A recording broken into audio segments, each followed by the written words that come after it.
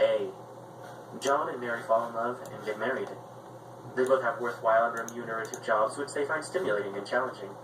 They buy a charming house. Real estate values go up.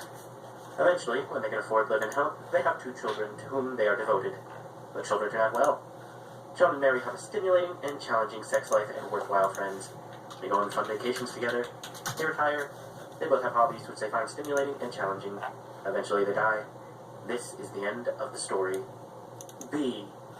Mary falls in love with John, but John doesn't fall in love with Mary. He merely uses her body for selfish pleasure and ego gratification of a tepid kind. He comes to her apartment twice a week and she cooks him dinner. You'll notice that he doesn't even consider worth the price of a dinner out. And after he's eaten dinner, he fucks her, and after that he falls asleep while she does the dishes, so he won't think she's untidy, having all those dirty dishes lying around, and puts on fresh lipstick so she'll look good when he wakes up. But when he wakes up, he doesn't even notice. He puts on his socks, and his shorts, and his pants, and his shirt, and his ties, and his shoes. The reverse order from the one in which he took them off. He doesn't take off Mary's clothes. She takes them off herself.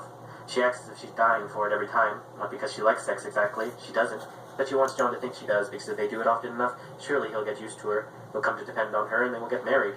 But John goes out the door with hardly so much as a good night, and 3 days later he turns up at 6 o'clock, and they do the whole thing over again. Mary gets run down. Crying is bad for your face. Everyone knows that, and so does Mary, but she can't stop. People at work notice.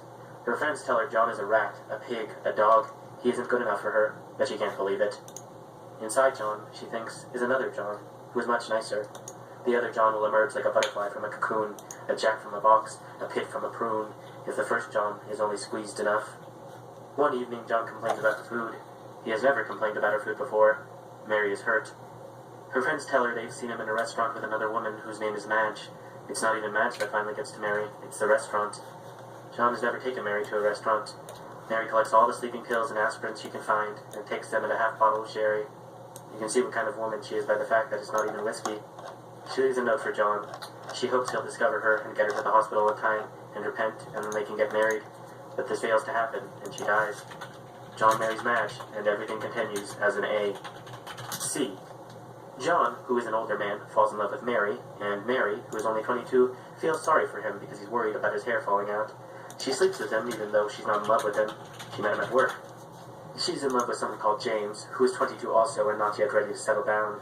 John, on the contrary, settled down long ago, and this is what is bothering him. John has a steady, respectable job and is getting ahead in his field, but Mary isn't impressed by him.